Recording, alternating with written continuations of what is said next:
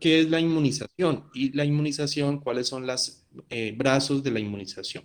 Entonces vamos a tener dos tipos de inmunización importantes. La inmunización pasiva, que es la inmunización que no, ya está preformada. Esa es la gran diferencia con la inmunización activa. La inmunización pasiva ya está preformada, no hay una respuesta inmune como tal en el cuerpo. Hay dos formas de inmunización pasiva. Hay una forma natural, que es, por un lado, el paso transplacentario de inmunoglobulina, que empieza en la mujer gestante a la semana 30 de embarazo. Allí empieza a transmitirle inmunoglobulinas al bebé tipo IgG. Ya el bebé no tiene que hacer ninguna respuesta inmune para poder tener esos anticuerpos, lo está pasando de una manera pasiva a la mamá. Y la otra forma de inmunización pasiva es el calostro y las inmunoglobulinas que vienen de la leche materna, que también es una inmunoglobulina sobre todo de tipo IgG con muy poca IgA, a diferencia de otras especies mamíferas que sí tienen mucha más IgA. No, la leche humana no tiene tanta IgA, y tiene sobre todo es IgG. Y también, y sobre todo lo que nos vamos a centrar hoy, es en la inmunización pasiva de tipo artificial, que es el paso de anticuerpos preformados pues al cuerpo. Y por otro lado está la inmunización activa, en la cual tenemos las infecciones en su forma natural y las vacunas en la forma artificial. La gran diferencia entonces entre ellas es que la inmunización activa se genera una respuesta inmune, en la cual pues el cuerpo responde a un microorganismo o una sustancia para producir la respuesta inmune y la producción de anticuerpos y inmunidad celular. Bueno, cuando hablamos ya como tal solamente de inmunización pasiva artificial, entonces tenemos que diferenciar que hay dos tipos de anticuerpos. Hay unos anticuerpos policlonales y hay unos anticuerpos monoclonales. Los anticuerpos policlonales son anticuerpos que vienen de varias células inmunes.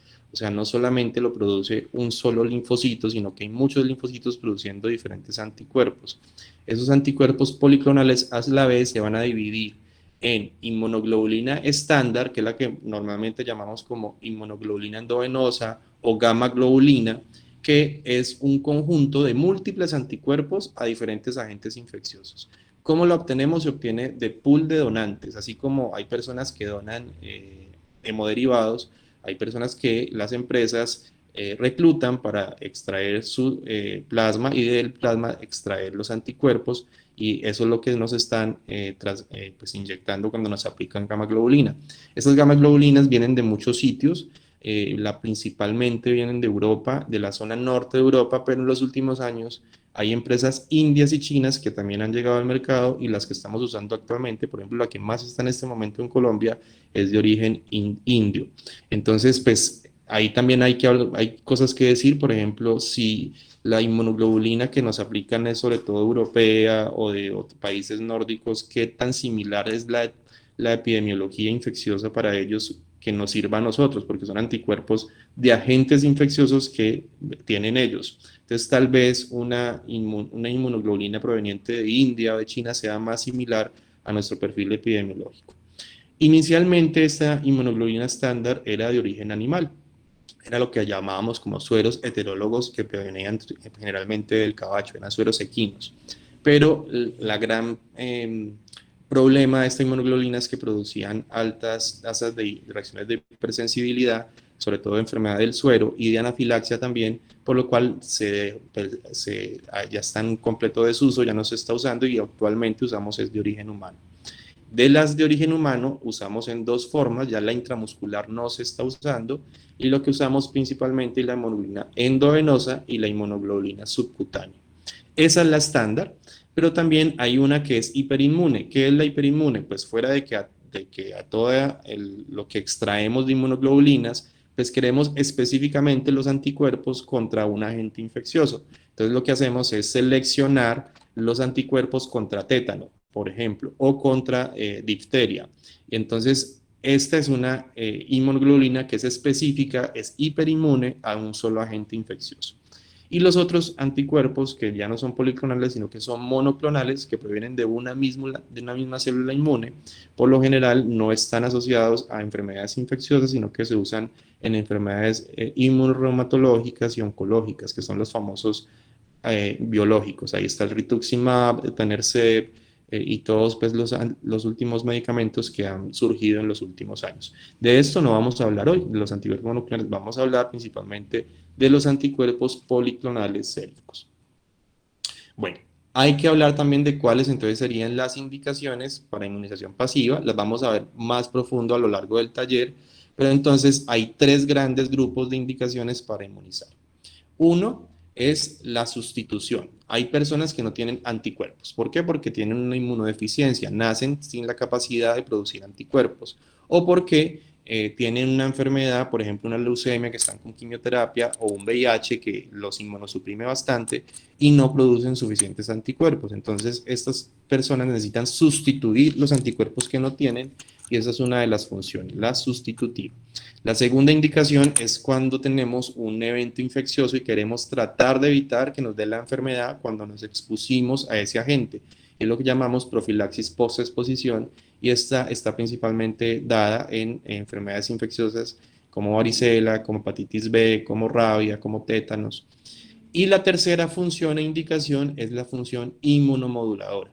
Además de que tiene una capacidad sustitutiva y tiene una capacidad de tratar de evitar la infección, la inmunoglobulina también nos puede disminuir o modular la respuesta inmune en enfermedades donde el sistema inmune está desatado, está completamente loco. Por ejemplo, lo vemos mucho en el choque tóxico o lo vemos en la sepsis o lo estamos viendo ahorita en el MIC-C, que es una de las últimas indicaciones para inmunoglobulina.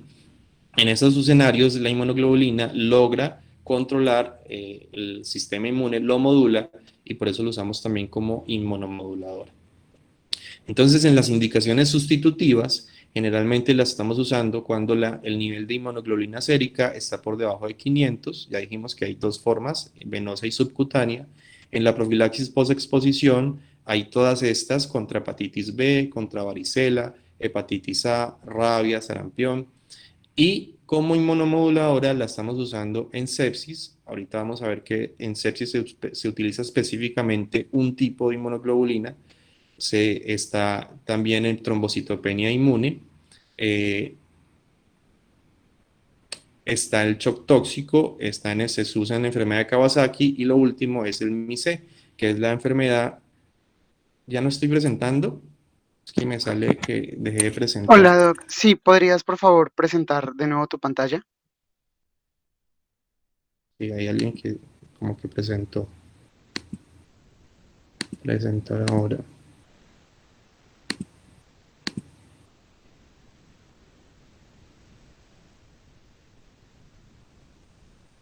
¿Ahora sí? Ahora sí, Doc. Vale. Entonces, íbamos en que también se está usando en el MIC-C. El MIC-C es la enfermedad multiinflamatoria pediátrica asociada a COVID que hemos visto durante esta pandemia y una de los únicos medicamentos que nos ha funcionado en estos pacientes es el uso de inmunoglobulina. Bueno, entonces vamos a empezar con nuestra primera indicación importante. Vamos a hablar de hepatitis B. Entonces tenemos este paciente, es una mamá de 30 años que llega en su segundo embarazo de 38 semanas en trabajo de parto en fase activa, o sea, ya está en fase activa. Tiene estudios negativos infecciosos durante el embarazo, no le habían tomado antígeno de superficie, por lo cual se toma antes del parto y el antígeno de superficie para hepatitis B es positivo. Entonces aquí la pregunta es cuál sería la conducta adecuada. Leamos muy bien las preguntas para ahorita ir a responder. Iniciar inmunoglobulina endovenosa al recién nacido y aplicar vacuna contra hepatitis B en las primeras 24 horas de vida. Aplicar al recién nacido inmunoglobulina hiperinmune antihepatitis B y vacuna contra hepatitis B en las primeras 12 horas de vida. Aplicar inmunoglobulina hiperinmune antihepatitis B a la mamá antes del parto y vacunar al recién nacido en las primeras 12 horas de vida y aplicar inmunoglobulina hiperinmune antihepatitis B al recién nacido y vacunar en las primeras 48 horas de vida. Voy a dejar un momentico aquí las respuestas para que las lean y entonces vamos a ir a la aplicación. Voy a activar la primera pregunta y en este momento la pueden responder.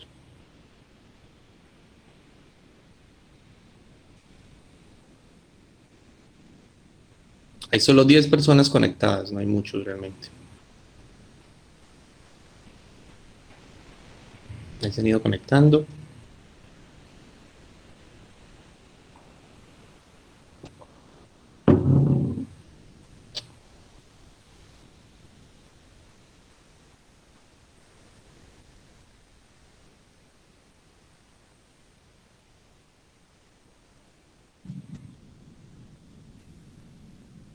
Tenemos unos segunditos más para poder mirar a ver.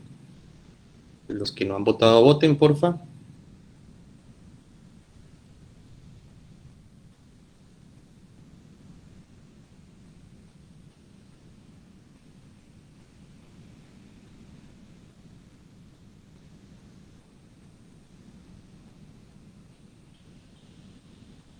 Bueno, muy bien. Vamos a dejar aquí. Entonces, la gran mayoría nos dice que aplicar al recién nacido la inmunoglobulina hiperinmune en las primeras y antihepatitis B y la vacuna las primeras 12 horas de vida. Bueno, entonces vamos a hablar un poquito de lo que es la hepatitis B y la transmisión materno-infantil. La hepatitis B hace parte de las infecciones perinatales, simplemente es que no está haciendo una manifestación perinatal temprana, pero dentro de las infecciones que tenemos que tratar de disminuir la transmisión está la hepatitis B. Por eso toda mamá al momento del parto debe llegar con su estado de hepatitis B, igual que el del VIH y el VRL, debemos saber en el momento del parto esa mamita cómo está su estado de hepatitis B. ¿Por qué? Porque la tasa de transmisión de hepatitis B va a depender de si la mamá tiene o no tiene replicación activa de hepatitis B. Ustedes saben que realmente el que nos indica que hay replicación activa es el antígeno E, pero normalmente nosotros no tomamos antígeno E. Cuando tenemos un paciente con antígeno E positiva, la posibilidad de transmisión sin ninguna intervención es el 90%, o sea, el 90% de esos bebés se van a infectar. Lo que pasa es que el 100% de los pacientes que tienen antígeno E positivo también tienen antígeno de superficie. Y como el antígeno de superficie es más disponible, por eso hacemos antígeno de superficie. Aquellos que solo tengan antígeno de superficie positivo, pero antígeno E negativo, la tasa de transmisión es de 5 a 20%, o sea, es mucho más bajita. Y siempre cuando vemos los niños que se infectan perinatalmente por hepatitis B, el momento de infección es el parto, en el 95% de las veces. Entonces, por eso, con medidas adecuadas, si usamos inmunoglobulina y si usamos la vacuna, se vamos a poder prevenir entre el 90 y el 95% de las infecciones. Y también se ha referido que cuál de las dos, si se podría dejar solamente una de las dos. Y se han hecho estudios que muestran que si solo se aplica vacuna, la tasa de prevención no es tan alta como el 90%. Y solo inmunoglobulina es solo el 71%. Por eso debemos usar las dos, vacuna y inmunoglobulina. Ahora, eso está totalmente relacionado y es directamente relacionado con el tiempo que pase entre que se exponga al paciente, o sea, entre que nazca y que se administre. Cuando pasan más de 12 horas después del nacimiento y no se ha vacunado el niño, el riesgo empieza a aumentar exponencialmente.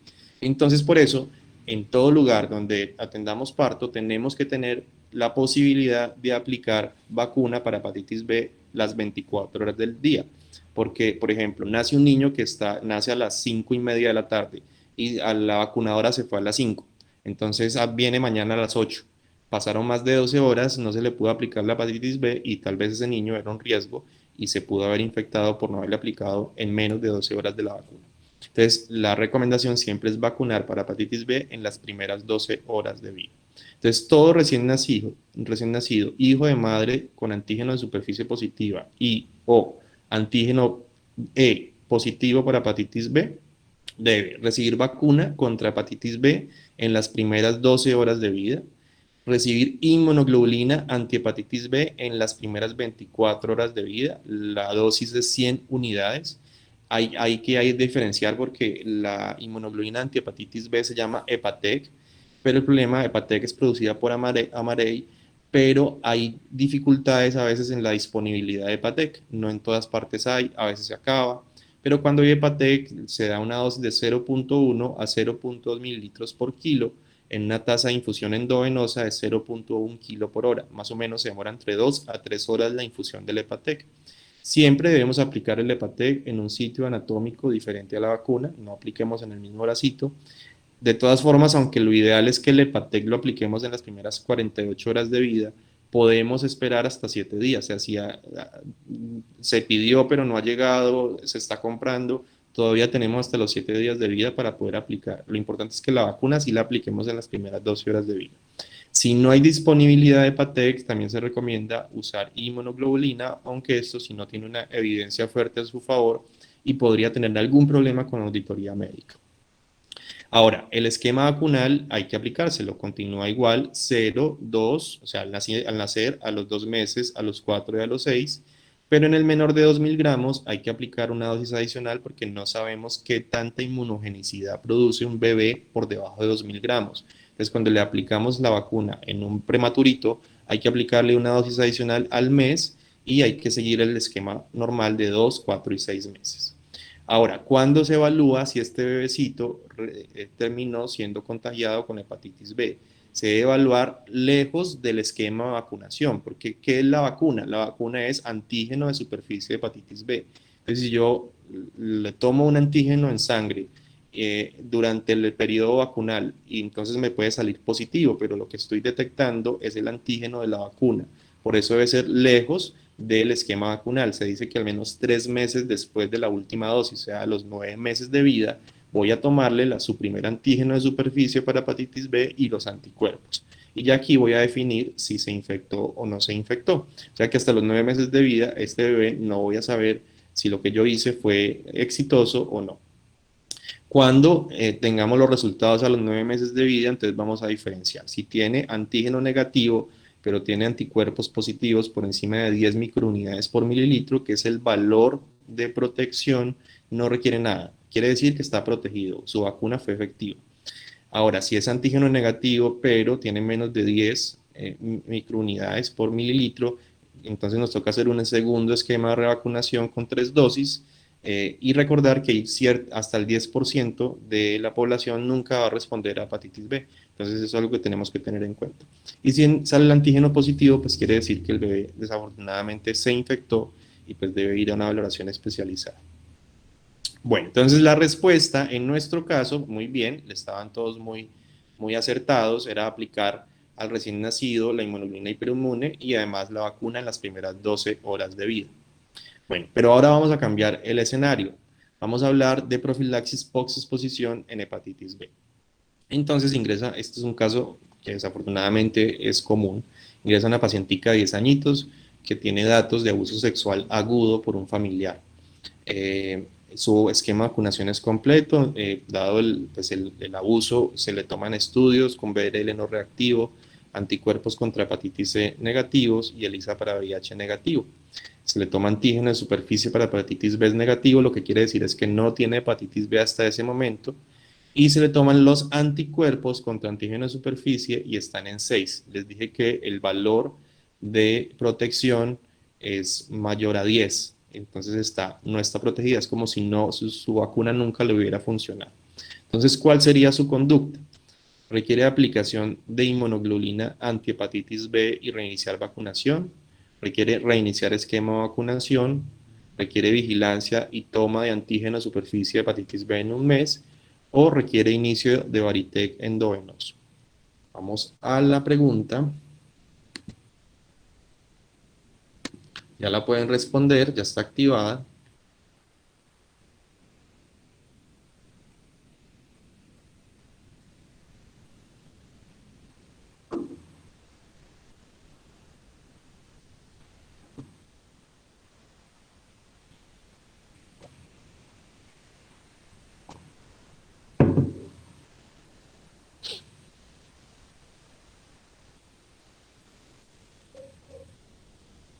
Bueno, vamos a darle unos segunditos más, que terminen de votar las personas que están ingresadas.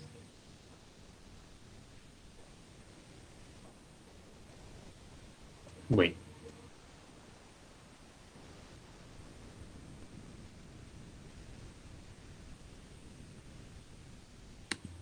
Bueno, muy bien. En esta pregunta, la mayoría dijo que había que aplicarle la inmunoglobulina antihepatitis B y reiniciar vacunación. Muy bien. Entonces, ¿qué pasa en el escenario diferente, no en el niño expuesto, en el recién nacido, sino en las otras exposiciones? ¿Cuáles son las otras exposiciones? Entonces, los pacientes que son abusados de manera aguda pueden tener riesgo de hepatitis B, o aquellos que tengan un accidente biológico. Muchos de nosotros podemos estar expuestos a un accidente biológico. Entonces, para eso necesitamos este esquemita que depende de si la fuente es conocida o es desconocida. Claramente una fuente conocida es solamente para un paciente que tenga un accidente biológico, que se chuzó con la aguja con la que estaban inyectando a un señor. Entonces, pues a ese señor le podemos tomar exámenes porque la fuente es conocida. Entonces ya depende de si la fuente tiene antígeno positivo o es antígeno negativo. Si es antígeno positivo y el expuesto no está vacunado, pues hay que solicitar el antígeno e iniciar vacuna más inmunoglobulina. Pero si está vacunado, pero los anticuerpos no son buenos, pues están por debajo de 10, hay que reiniciar vacuna más inmunoglobulina. Y si está vacunado, pero los anticuerpos están por encima de 10, está protegido y no requiere ningún tratamiento. Mientras que si la fuente es antígeno negativo y no está vacunado, solamente vamos a iniciar vacuna. Si está vacunado pero es menor a 10, solo vacuna, y si es mayor a 10, no requiere ningún tratamiento. Ahora, en nuestro escenario, la niña, pues es un abuso, pero la fuente es desconocida, no vamos a tener datos de la fuente, entonces lo único que tendríamos que hacer es tomarle al expuesto estado serológico con anticuerpos antígeno de superficie de hepatitis B. Si está mayor a 10, quiere decir que está protegido, no requiere nada, pero si es menor a 10, es un paciente no protegido y tiene que tomarse antígeno de superficie e iniciar vacuna más la inmunoglobulina. Entonces, sí, claramente requiere aplicar la inmunoglobulina antihepatitis B y reiniciar vacunación. Las dos cosas para tratar de disminuir la posibilidad de que se haya infectado. Bueno, muy bien. Ahora vamos hacia tétano. ¿Qué hay en tétano? Entonces, este es un paciente de 13 años, venezolano, sin conocimiento acerca de esquema de vacunación. La mamá no tiene ni idea. De esas mamás que viven en el limbo. Entonces llega y la mamá dice que tiene algunas vacunas, pero no sabe exactamente qué le pusieron, no tiene carnet, así como muy común nos pasa. Y el niño tuvo un accidente en bicicleta y se cayó en la tierra, pues imagínense la caída, y llega con una herida compleja, profunda, con un sangrado abundante de 5 centímetros en la pierna derecha. Se observa sucia, contaminada con material vegetal y mineral. ¿Qué haríamos ante esto con respecto a la parte de profilaxis antitétano? Uno, ordenaríamos aplicación de toxoide tetánico e inmunoglobulina específica antitétano. Ordenaríamos aplicación de inmunoglobulina específica antitétano exclusivamente. Ordenamos aplicación de toxoide tetánico exclusivamente. Requiere limpieza de herida e iniciar profilaxis antibiótica con metronidazol y penicilina. Entonces, para que lean de nuevo el caso, unos segunditos.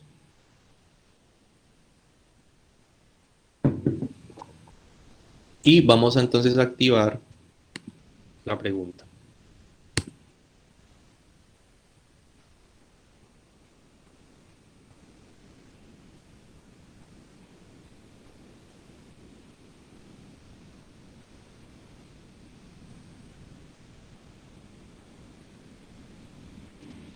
O sea, es una herida, está muy sucia, no sabemos su esquema de vacunación.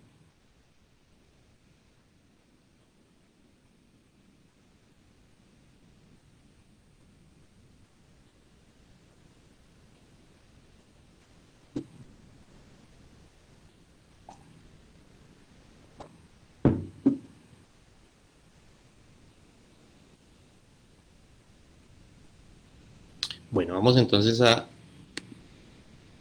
para aquí la votación, y la mayoría considera que hay que ordenar el toxoide y la inmunoglobulina. Bueno, entonces hablemos de tétano. Primero hablemos un poquito de definiciones porque a veces nos enredamos con las definiciones de tétano. Cuando hablamos de toxoide tetánico estamos hablando de la vacuna. La vacuna está compuesta específicamente por la toxina de Clostridium tetani inactivada. Es una vacuna que puede venir de forma monovalente, o sea, solamente la vacuna contra tétano, que es lo que llamamos tetanol, o puede venir combinada en presentaciones con difteria y con pertusis, dependiendo de la dosis de difteria y de pertusis, puede ser DPT o DPTA celular. Entonces, eso es lo que llamamos toxoide tetánico. Y cuando hablamos de antitoxina tetánica nos estamos refiriendo a inmunoglobulina hiperinmune antitétano, o sea, anticuerpos específicos, y esta inmunoglobulina específicamente viene generalmente de origen animal, con un suero heterólogo de origen animal. Bueno, ¿qué pasa con el tétanos y por qué es tan importante? ¿Por qué? Porque el tétanos clínico es transmitido por la toxina de Clostridium tetani, es una toxina que se llama tétanospasmina. Va a generar, si llegamos a tener la exposición a tétano y no tenemos ningún esquema de tratamiento, nos va a dar tétanos generalizado, que tiene tasas de mortalidad por encima del 90%, o sea que es muy peligroso que nos llegue a dar tétano. Ahora, un recién nacido que, por ejemplo, nazca en la casa y le corten el muñón con una tijera oxidada y le llega a dar tétano, ese niño va a morir porque el tétano neonatal es generalmente 100% mortal. Hay otra forma de tétano que es localizado, que es alrededor de la herida nada más, generando una parálisis alrededor de la herida. Y el tétano cefálico, que es cuando hay una herida en el rostro, puede haber compromiso de nervios y pares craneales. Pero cualquiera de estos dos pueden terminar produciendo un tétanos generalizado. Por lo general, infecciones previas no generan inmunidad, entonces nunca vamos a estar inmunizados ante tétano y siempre deberíamos estar vacunados. Ahora, además en tétano va a depender mucho de la cantidad de dosis que tenga, porque una sola dosis de tetanol va a tener una inmunogenicidad por debajo del 50%, es muy bajita.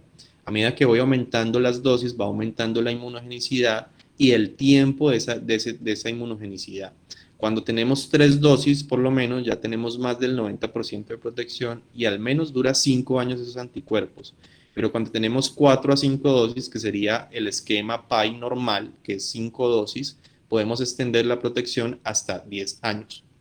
Por eso va a depender de la característica de la herida, qué tan sucia estaba o qué tan contaminada y de cuántas dosis de tetanol tenga.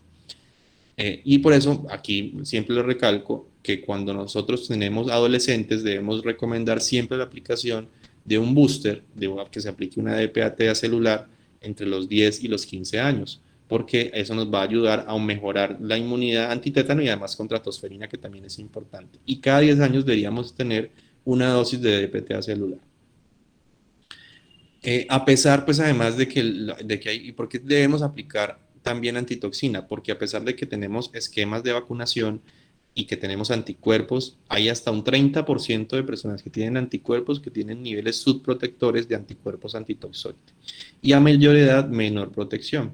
Entonces, siempre en heridas de alto riesgo que no tengan vacunación o haya pobre esquema de vacunación, debemos adicionar inmunoglobulina antitétano. ¿Cuáles son esas heridas? Son heridas que están sucias, que están contaminadas con tierra, con heces, material vegetal, las mordeduras. Entonces nunca, no nos centremos solo en rabia cuando hay una mordedura por perro, sino que también pensemos en tétano. Cuando hay una herida con tejido desvitalizado, necrótico y los quemados. No nos olvidemos que los pacientes quemados también deberíamos pensar en Clostridium tetani. Entonces, siempre nos vamos a ir a referir a este cuadrito, lo encontramos en el Redbook, siempre es el cuadrito que nos va a decir si debemos aplicar o no, solamente vacuna o más inmunoglobulina. Entonces, en los pacientes que tienen menos de 3 dosis o que es desconocido su esquema de vacunación, como en nuestro caso, vamos a ver si es una herida limpia o es una herida sucia, una herida teratogénica. En caso de que sea una herida limpia, solo va a recibir vacuna, pero si la herida está sucia, va a recibir vacuna más inmunoglobulina. Es la única indicación de inmunoglobulina antitétano. Entonces, pacientes que no están vacunados y o que tienen menos de 3 dosis y que su herida es sucia.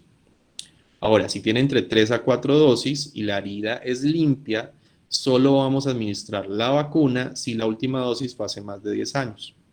Si la herida es sucia, vamos a aplicar la vacuna si la última dosis fue hace más de 5 años.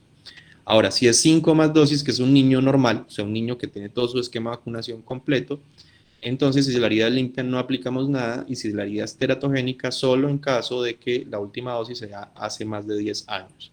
En ese caso vamos a aplicar una dosis adicional de tetanol. Bueno, entonces, en este caso, ¿qué había que hacer? Pues como el paciente no tenemos ni idea de su esquema de vacunación, no sabemos cuántas dosis tiene, y tiene una herida sucia, pues tiene que tener toxoide más la vacuna, de las dos. Bueno, vamos con rabia. Entonces, en rabia, vean este paciente, es un paciente de 3 añitos que presentó una mordedura por perro de la casa, es un perro de la casa, con esquema de vacunación, pero la última dosis antirrábica fue hace 5 años. O sea, se descuidan, no le ponen la dosis, los perros y los gatos se deben vacunar cada año para rabia, pero el perrito fue hace 5 años. La mordedura fue provocada, presenta una herida en la pierna y también una herida en el rostro a nivel del pómulo derecho, limpia de 2 centímetros. ¿Qué haríamos con la profilaxis antirrábica en este paciente? Vamos a iniciar esquema de vacunación antirrábico y vigilancia del animal. Iniciamos esquema de vacunación más la inmunoglobulina específica antirrábica, solo observación del animal, sacrificio del animal e inicio de inmunoglobulina específica y la vacuna.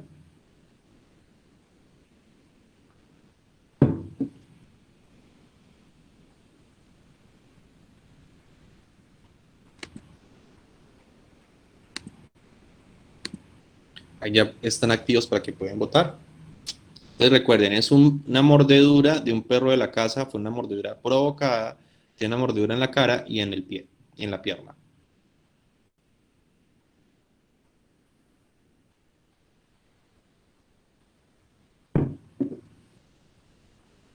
Menos mal nadie va a matar al perrito. Ve, alguien va a matar al perrito.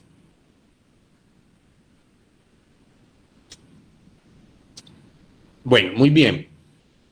Voten rápido para que podamos cerrar.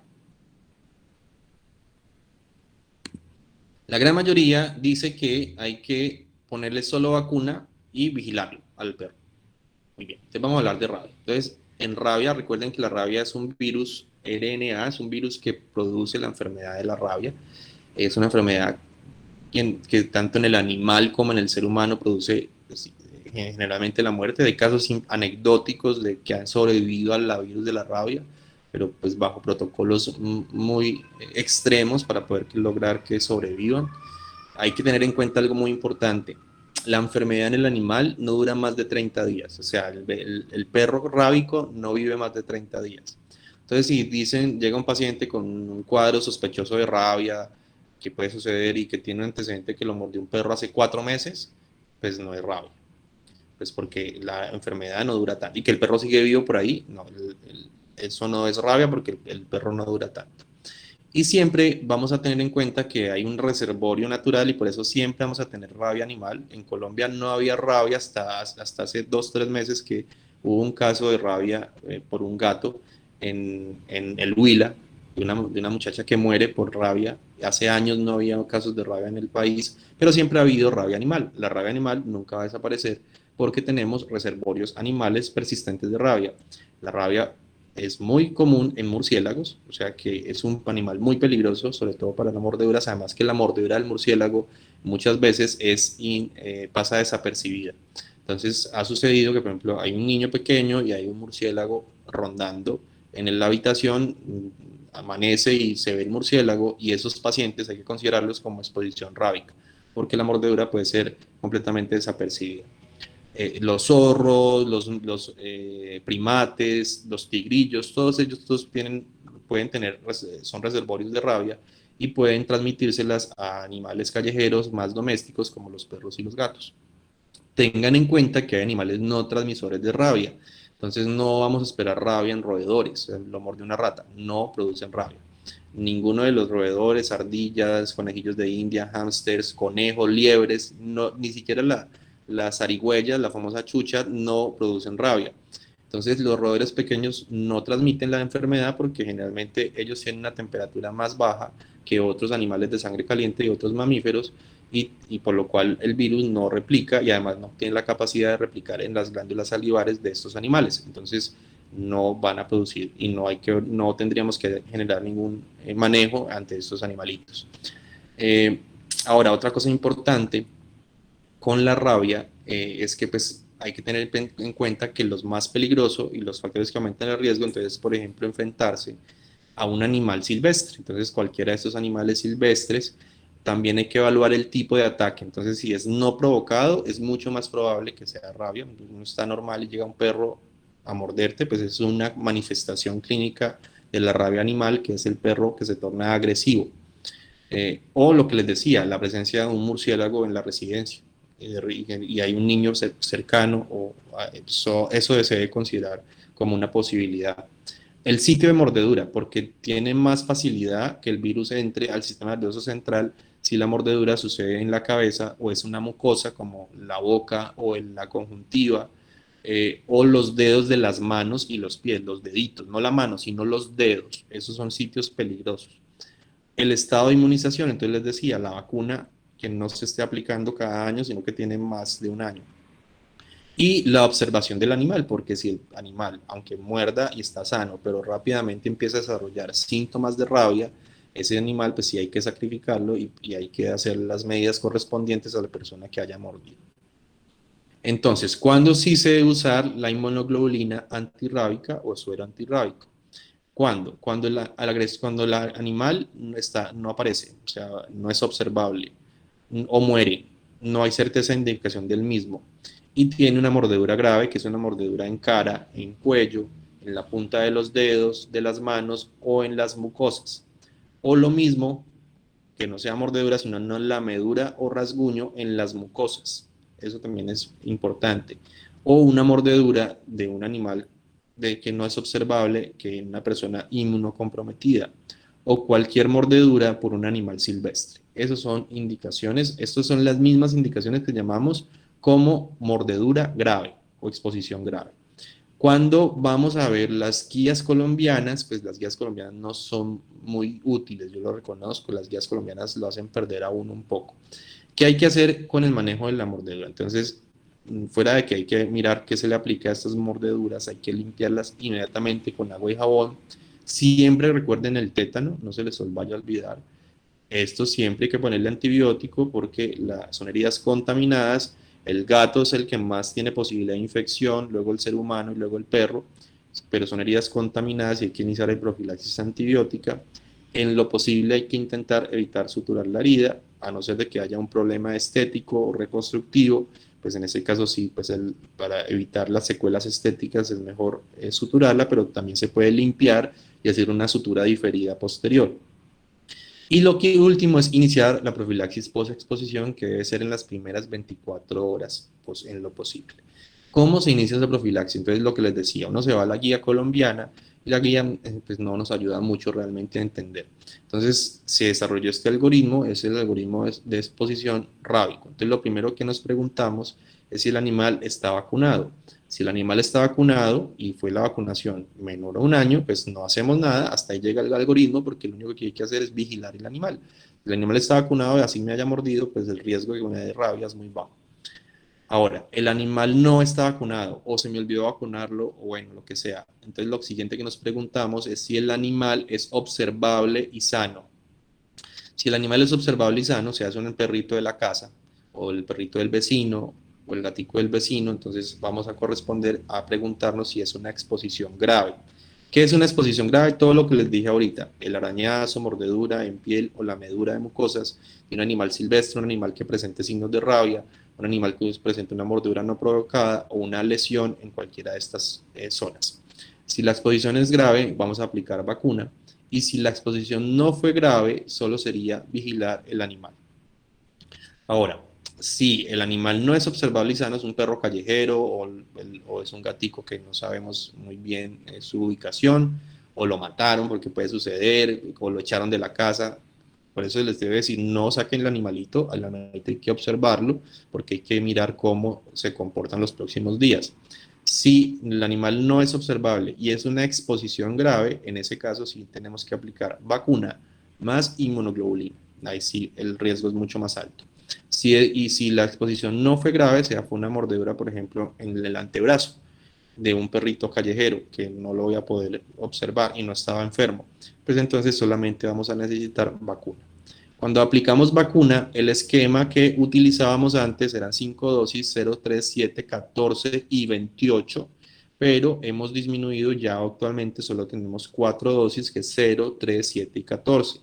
solo queda la quinta dosis de los 28 para el paciente inmunosuprimido. Y cuando aplicamos inmunoglobulina antirrábica, vamos a aplicar a dosis de 20 unidades por kilo y la ideal es que la mitad de la dosis la apliquemos alrededor de la herida si es posible, porque por ejemplo si es en cara y está comprometiendo alguna estructura, pues no vamos a aplicar la inmunoglobulina alrededor, sino que toda intramuscular. Bueno, entonces en nuestro paciente, que era un paciente con un perro observable, aunque tenía una mordedura grave porque era en la cara, el perro es observable, entonces lo que hay que hacer es iniciar esquema de vacunación antirrábico y vigilar el animal. No necesita suero, inmunoglobulina antirrábica. Bueno, vamos ahora con varicela. Entonces, varicela. Tienen este paciente de 14 meses que tiene un antecedente de asma de difícil manejo. Imagínenselo, están en urgencias, están manejando este paciente recibiendo esteroide, prednisolona desde hace muchos días. Probablemente antes de la hospitalización estaba recibiendo prednisolona y está actualmente con metilprednisolona porque le están tratando de controlar su crisis asmática. Está hospitalizado en crisis asmática severa en urgencias. No tiene las vacunas del año, o sea, no tiene protección contra varicela. Y resulta, esto es muy común, créanme, que al lado, el paciente de la cama al lado o la mamá del paciente de la cama al lado presenta varicela. De un momento a otro se brota lleno de varicela y está en contacto estrecho. ¿Qué vamos a hacer con este paciente para prevenir al niño asmático que le dé varicela? Le vamos a iniciar aciclovir, le vamos a aplicar vacuna antivaricela, le vamos a iniciar aciclovir e inmunoglobulina endovenosa a 2 gramos por kilo, le vamos a aplicar inmunoglobulina específica antivaricela y vacuna antivaricela o solamente inmunoglobulina específica antivaricela. Léanse las opciones y vamos a activar la encuesta.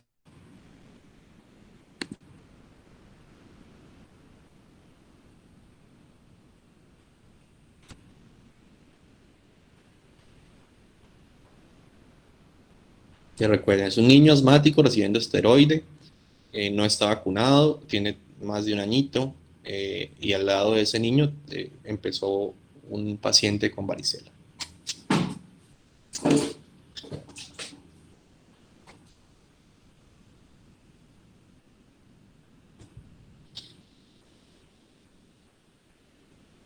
Bueno, ya votó la mayoría. Entonces la mayoría dice que vamos a iniciar aciclovir y le vamos a aplicar inmunoglobulina endovenosa a 2 gramos por kilo y algunos dijeron que solo inmunoglobulina específica antivaricela. Bueno, entonces vamos a hablar un poquito de varicela y por qué es tan importante tratar de prevenir la enfermedad. Entonces recuerden, la varicela tiene una tasa de transmisibilidad altísima. De todas las enfermedades es la que más se transmite.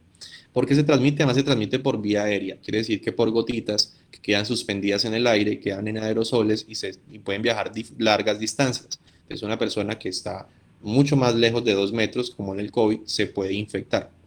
Además, no solamente las gotitas que sale del paciente, las vesículas pueden expeler su contenido espontáneamente y son altamente infectantes. Eso sí, no se transmite por contacto, por fómites. El virus no queda vivo en las superficies, no es capaz de vivir mucho tiempo en las superficies, pero sí vive en las lesiones de la persona. Entonces, si hay un grupo de 10 personas o de 10 pacientes y todos son susceptibles porque nunca les ha dado, no están vacunados, y a uno de ellos les da varicela y están en el mismo sitio, el 90%, o sea, 9 de esos 10 van a terminar todos enfermos con varicela. O sea, es una alta, muy alta transmisibilidad. Por eso cuando ocurre un caso de varicela hospitalario, va a haber un brote hospitalario y puede llegar hasta cortizar servicios, que es cerrar servicios para tratar de controlar el brote. Ahora, eso es la tasa de transmisibilidad, o sea, es muy transmisible. Además, si uno de esos pacientes es inmunocomprometido, hasta el 40% van a presentar enfermedad diseminada y si presentan enfermedad diseminada se van a morir porque pueden tener enfermedad multiorgánica fulminante. Entonces, si hay uno de esos pacientes que está alrededor, es inmunocomprometido, gravísimo. Y hay un problema también en mujeres embarazadas, porque si hay una mujer embarazada cerca al contacto o al paciente con varicela, el riesgo de que la mamá se infecte va a ser el 25% de afectación de su bebé y va a tener una alteración fetal de 100%, van a ser con restricción y 12% con malformaciones. Entonces, eso es muy grave, por eso tenemos que tratar de disminuir la posibilidad de que al paciente le dé varicela. Entonces, también les recomiendo este cuadrito del Redbook que nos va orientando qué hacer en el paciente que tenga exposición a varicela. Entonces, lo primero que tenemos que evaluar es si la exposición fue significativa. ¿Cuándo es significativa? Cuando es un contacto domiciliario o cuando el contacto es muy estrecho, lo que decimos de al menos más de 5 minutos en una misma habitación, o cuando es hospitalario, que sean al menos 2 a 3 camas alrededor del paciente caso. Y los recién nacidos. Estos son exposiciones significativas. Si la exposición no es significativa, pues no habría que hacer nada más. Pero si tuvimos una exposición significativa, tenemos que evaluar que esos pacientes que estuvieron expuestos, si tengan o no tengan evidencia de inmunidad antivaricela. ¿Cómo lo hacemos? Pues mirando el carnet de vacunas, que esté con las 2 dosis de vacuna y que tenga una evidencia por laboratorio de inmunidad antivaricela, o sea, que tenga anticuerpos positivos contra varicela. Pero si esto no es el caso, pues tenemos que evaluar, lo tercero, la condición de base del paciente con que estuvo expuesto a la varicela. Si el niño expuesto es un niño sano, no es nuestro caso porque este es un niño asmático, entonces tenemos que ver si es menor de 12 meses, pues no podemos hacer nada porque el menor de 12 meses no podemos aplicarle la vacuna. La vacuna para varicela no está diseñada para niños menores de 1 año. Y si es mayor de 12 meses o mayor de 1 año, pues entonces lo que hay que hacer es aplicarle la vacuna. Ahora, nuestro paciente está en el caso de que el expuesto no es sano, porque es un niño inmunocomprometido. Los pacientes que reciben esteroide de más de 1 miligramo por kilo por más de 14 días se deben considerar inmunocomprometidos. O si es una mujer embarazada, o si es un recién nacido, o un paciente prematuro, ese paciente lo que hay que hacer es tratar de evitar por todos los medios de que le vaya a dar varicela. ¿Cómo? Usando la inmunoglobulina antivaricela, la específica. Si han pasado menos de 10 días de la exposición, vamos a aplicar Varicig. Si no hay Varicig, porque no, a veces no hay, entonces hay que aplicarle inmunoglobulina. Pero primero tenemos que intentar aplicarle el Varicig. Entonces nuestro paciente, que es un niño que tiene un contacto estrecho, que no es sano, es un niño inmunosuprimido y tiene más de 1 año, lo que hay que hacer es tratar de aplicarle solamente inmunoglobulina específica antivaricela, porque como vimos, no necesita vacuna, necesitas inmunoglobulina específica antivaricela. Bueno, ahí ya acabamos la profilaxis posexposición. Vamos a hablar entonces ahora de las indicaciones sustitutivas de inmunoglobulina. Entonces, este paciente de 2 añitos tiene antecedente de neumonía en muchas oportunidades, piodermitis y otitis recurrente. Le toman unos niveles séricos de inmunoglobulinas y tenemos que la IgG está en 340, pero miren el rango está muy lejos. La IgM está normal y la IgA también está bajita. Esto significa que este paciente probablemente tiene una hipogamaglobulinemia, o sea, una inmunodeficiencia primaria. Ante esto, ¿qué considera? Vamos a iniciar inmunoglobulina cada mes a 2 gramos por kilo. Vamos a iniciar inmunoglobulina subcutánea 100 miligramos por kilo cada semana. Le vamos a iniciar profilaxis antibiótica o solamente lo vamos a seguir tomándole inmunoglobulina cada 15 días. A ver, vamos a activar la encuesta.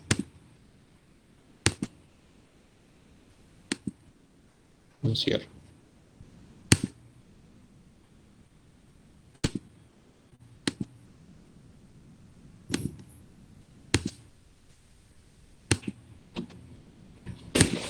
No me metí que no quiere cerrar esto.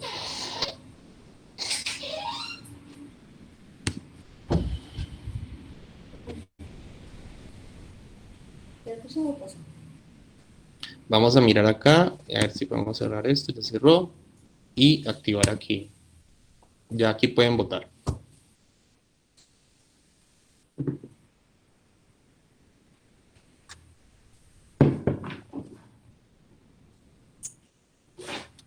Bueno, entonces la gran mayoría, vamos a no, todavía no han votado todos.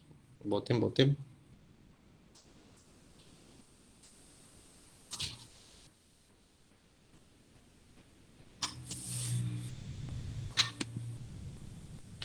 Muy bien, la gran mayoría refiere que hay que iniciarle inmunoglobulina subcutánea cada semana. Bien, entonces, ¿por qué usamos inmunoglobulina en los pacientes que tienen inmunodeficiencias? Pues claramente, pues si lo que le ponemos lo que les falta, vamos a tener mejorías drásticas en muchos escenarios y muchos desenlaces. Entonces, el uso de inmunoglobulina, que empezó desde la década de los 70, mejoró drásticamente los resultados en inmunodeficiencia primaria. Mantienen tasas de infección los pacientes que están bajo tratamiento con inmunoglobulina similar a la población general. La tasa de crecimiento que antes estaba muy afectada se iguala a la de los niños sanos y se disminuye también la posibilidad de enfermedad pulmonar crónica, que era una complicación de los niños con inmunodeficiencias e hipogama.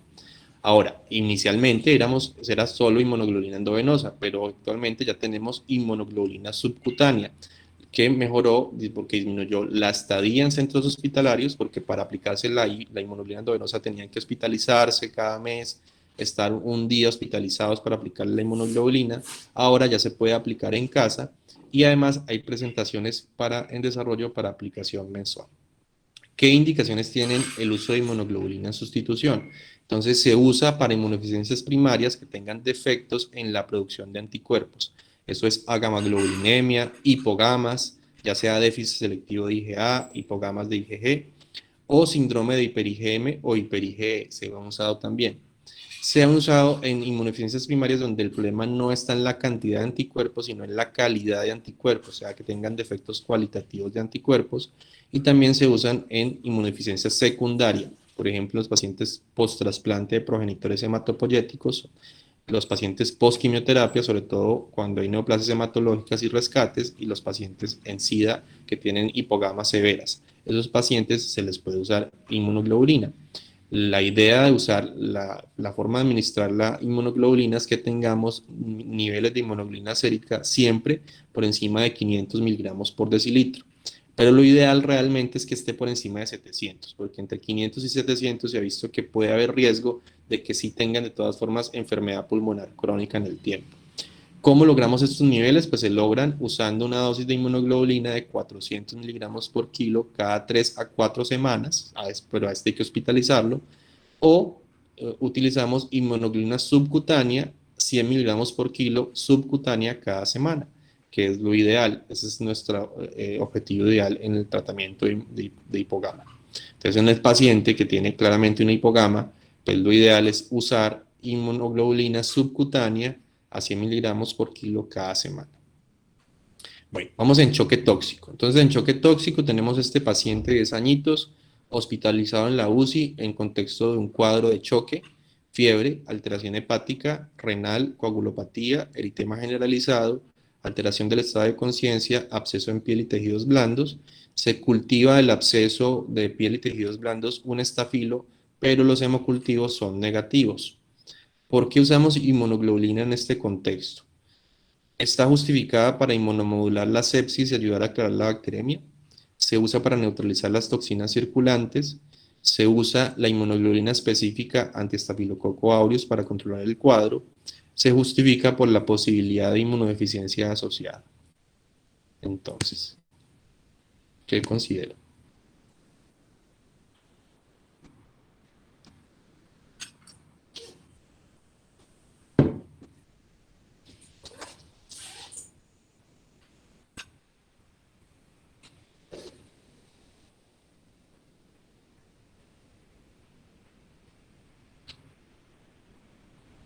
Bueno, voten para poder seguir adelante.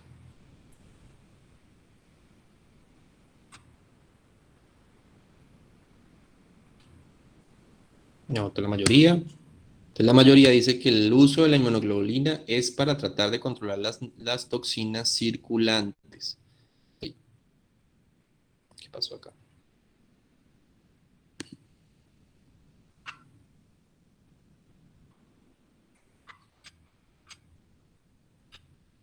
Eso.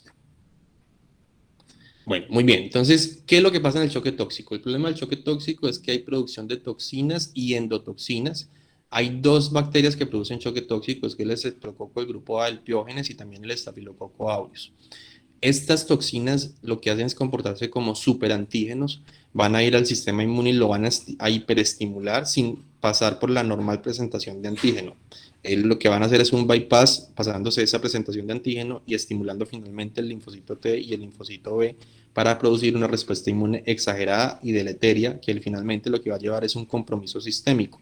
Pero recuerden que el problema acá no es una bacteria que está en la sangre, el problema está en una toxina que se está produciendo en el cuerpo y que en algún punto, seguramente en un absceso o en una colonización por estafilo o en una faringe llena de estreptococo, se está produciendo la toxina.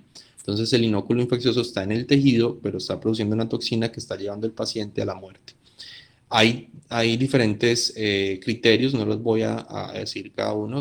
Aquí están los criterios de shock tóxico por estafilococo y por estreptococo.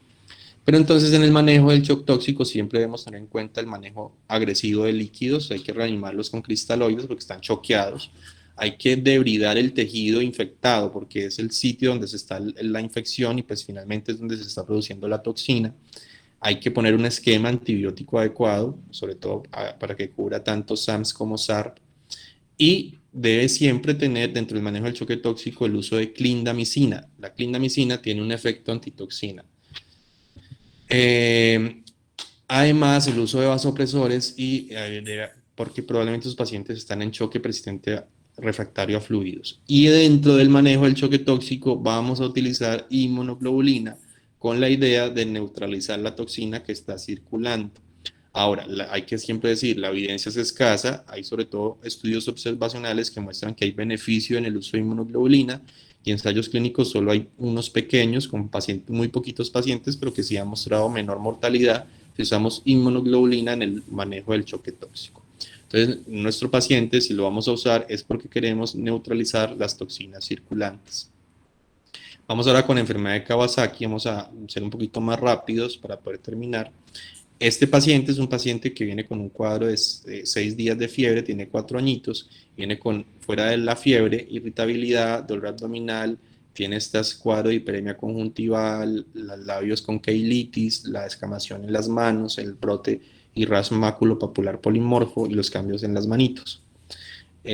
Tiene PCR alta y el hemograma pues con leucocitosis y neutrofilia. ¿Qué consideran ustedes que es el diagnóstico de este paciente? ¿Un Kawasaki incompleto, un Kawasaki atípico, un Kawasaki completo o una fiebre escarlatina?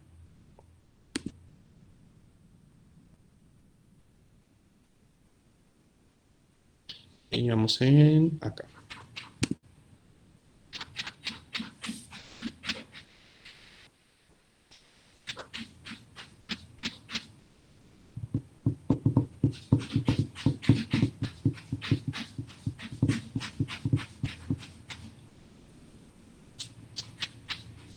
Bueno, muy bien, ya votó el 73%. La mayoría considera que es un Kawasaki completo.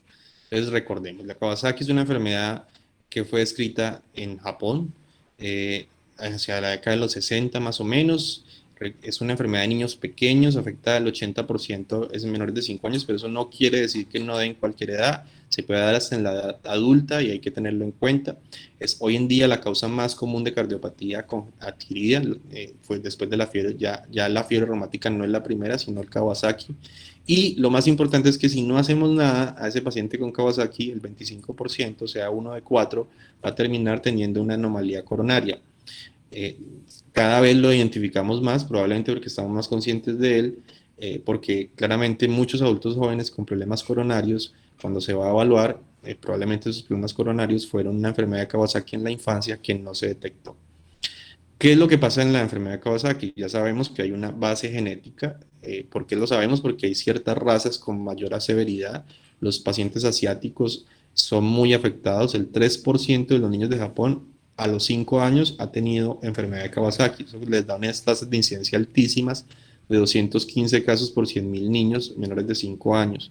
Y esa incidencia sigue siendo alta en los asiáticos fuera de Japón o de países asiáticos. Por ejemplo, en Estados Unidos sigue teniendo la mayor incidencia en pacientes asiáticos, o sea que significa que hay una base genética en la enfermedad. Parece que heredamos la susceptibilidad genética de la enfermedad.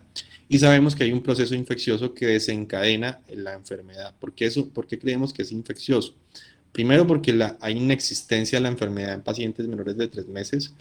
Eso está muy asociado que tienen los anticuerpos protectores maternos para proteger contra ciertos microorganismos. También la ausencia muy marcada en adultos, que quiere decir que ya han adquirido inmunidad. La estacionalidad es una enfermedad de finales de invierno y principio de primavera, siempre, y además aparecen brotes epidémicos. Siempre que empieza a aparecer Kawasaki, uno espera las 2 o las 3 semanas que empiezan a llegar más pacientes con Kawasaki. Y ahora, lo último es que claramente hay una relación con coronavirus. Ya habíamos considerado que el coronavirus podría ser los agentes infecciosos que desencadenan la enfermedad y ahora estamos descubriendo que al menos el SARS-CoV-2 parece que desencadena un proceso similar al Kawasaki. Y ese proceso lo que ocurre no es que el microorganismo genere la enfermedad, sino que produce un proceso autoinflamatorio en el cual hay una vasculitis, sobre todo de arterias, de vasos de mediano y pequeño calibre, y sobre todo las coronarias. ¿Cómo lo vamos a diagnosticar? Entonces tenemos que tener en cuenta que el Kawasaki completo es el paciente con fiebre de al menos 5 días y más, al menos 4 de 5. Uno son los cambios en la cavidad oral. Esos cambios en la cavidad oral puede ser lengua en fresa, úlceras orales, queilitis, el rash polimorfo que puede tener cualquier forma excepto vesicular, los cambios en las extremidades y también en el periné. Siempre hay que mirarles el periné y la área perineal a estos pacientes. Inicialmente son cambios agudos inflamatorios con eritema y edema y luego en el paso de los días es descamación. La conjuntivitis bilateral que respeta el limbo del ojo es una conjuntivitis periférica y es no purulenta. Y lo último es la adenopatía cervical unilateral. Si tienes 4 de 5 y la fiebre, tienes un Kawasaki completo.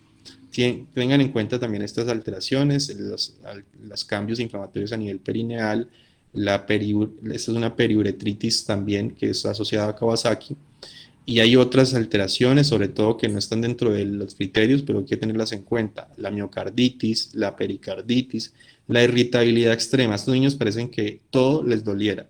Pueden tener meningitis aséptica, parálisis facial, hepatitis, pancreatitis, diarrea, uveitis, y hay uno muy importante que es que la cicatriz de la BCG se les pone roja, se les inflama, que se llama BCGitis. ¿Cómo se maneja el Kawasaki? Entonces, dentro del manejo del Kawasaki usamos inmunoglobulina. ¿Cómo sirve la inmunoglobulina? No lo sabemos. Y lo que usamos es la inmunoglobulina endovenosa, pero sabemos que inmunomodula el proceso inflamatorio. Tiene una evidencia 1A, a pesar de que no sabemos cómo funciona, sabemos que funciona muy bien. Tanto así que cuando usamos la inmunoglobulina, la tasa de alteraciones coronarias se cae a por lo menos el 2%. O sea que tiene una gran diferencia usarla o no usarla. Si no la usamos es 25 y si la usamos solo es un 2%. La dosis es 2 gramos por kilo y podemos usar hasta 2 dosis de inmunoglobulina. Ojalá que sean los primeros 10 días desde el inicio del proceso. Sin embargo, si pasaron más de 10 días y el paciente sigue inflamado y con fiebre, se puede usar. Y también vamos a tratar de que haya inhibir la agregación plaquetaria para que no se formen trombos en la coronaria, por eso se usan aspirina a dosis altas que pueden irse bajando a medida que la inflamación baja a una dosis más bajita, 3 a 5 miligramos por kilo día. Y el 10%, aunque no nos sucede mucho a nosotros, pero sí en pacientes, los países asiáticos tienen un 10% de Kawasaki refractario a inmunoglobulina. No mejoran, siguen con fiebre, toca aplicar una segunda dosis de inmunoglobulina. Si no responde, hay que poner pulsos de metilprednisolona y si no responde, hay que poner rituximab. Entonces, en nuestro paciente claramente es un Kawasaki completo y tiene la indicación de uso de inmunoglobulina. Y nuestro último caso son los pacientes con sepsis. Entonces, este paciente de 10 añitos está hospitalizado por una estafilococcemia, por un estafilometilresistente MLS positivo. El foco de la estafilococcemia es una artritis séptica. Está ventilado con soporte inotrópico, está en falla renal con diálisis. Ya lo han operado 2 veces para tratar de controlar su artritis séptica y desde el ingreso está con Septaroline y Clinda, o sea, ya está en el top de esquema antibiótico para estar. Pero aún así está con deterioro, no mejora, los hemocultivos sí están negativos, o sea que parece que la bacterina está controlada, pero él sigue con sepsis. ¿Qué haríamos? Vamos a iniciar infusión de pentaglobin, iniciar inmunoglobulina 1 gramo por kilo, vamos a adicionar meropenem más inmunoglobulina y vamos a adicionar rifampicina más inmunoglobulina. Bueno, vamos a hacer rápidamente nuestra última pregunta.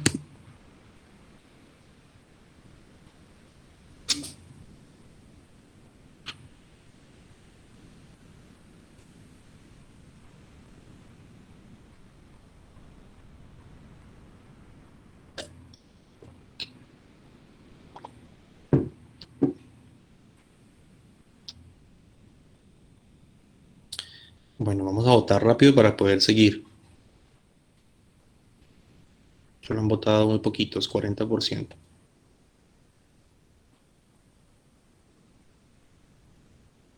Bueno, yo creo que allí porque por aras del tiempo.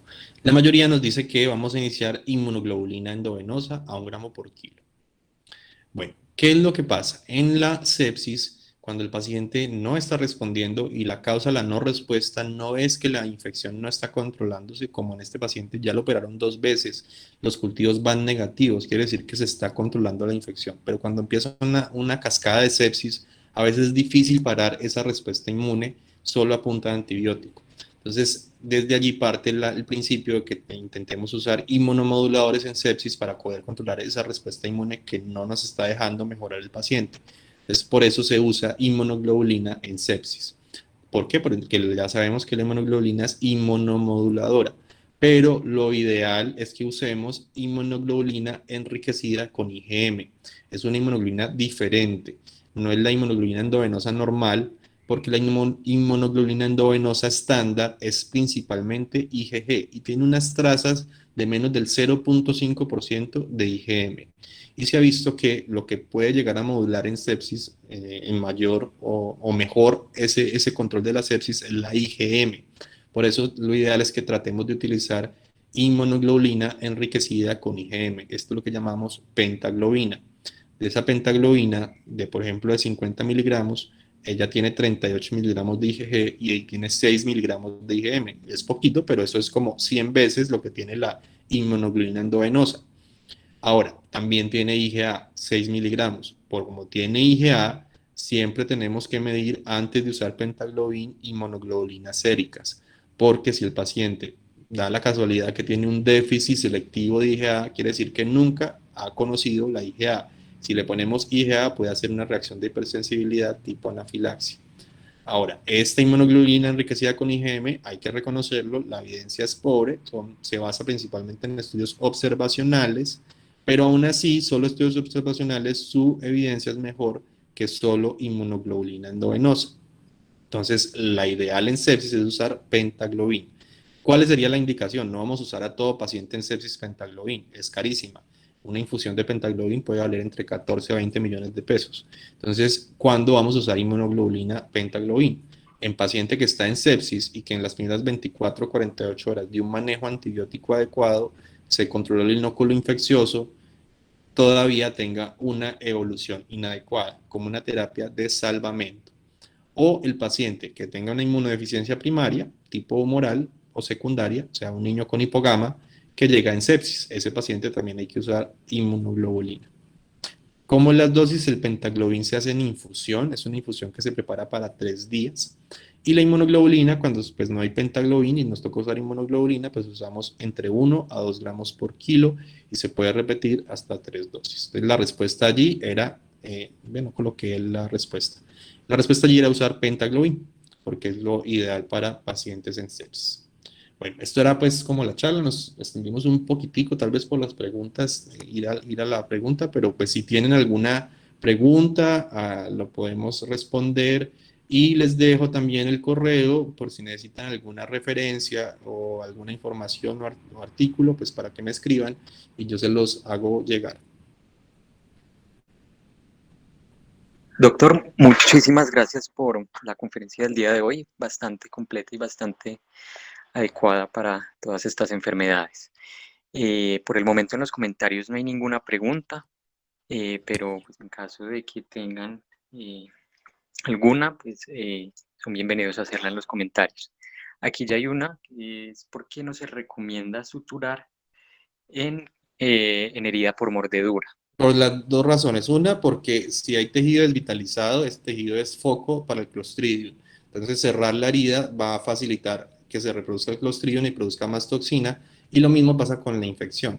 Si hay bacterias infecciosas allí, ya del tipo, pues ya hay anaerobios o estafilococo, que van a producir, si cierras la herida y el tejido no quedó bien desvitalizado, va a producir más infección. Entonces, por eso en mordeduras, lo ideal es tratar de no cerrarlas, pero hay ocasiones que toca, ¿no? Porque pues es una mordedura con mucho sangrado o que cogió un vasito, pues hay situaciones que se salen.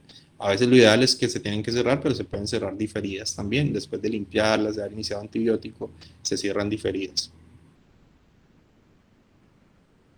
Excelente, doctor, muchas gracias. No veo que haya más preguntas, entonces nuevamente un agradecimiento enorme por la conferencia del día de hoy. Muchas gracias Bueno, a a todos ustedes quienes por la nos invitación, acompañaron. muchas gracias. Espero que nos podamos ver en otra oportunidad, doctor, y nuevamente gracias. Bueno, que estén muy bien.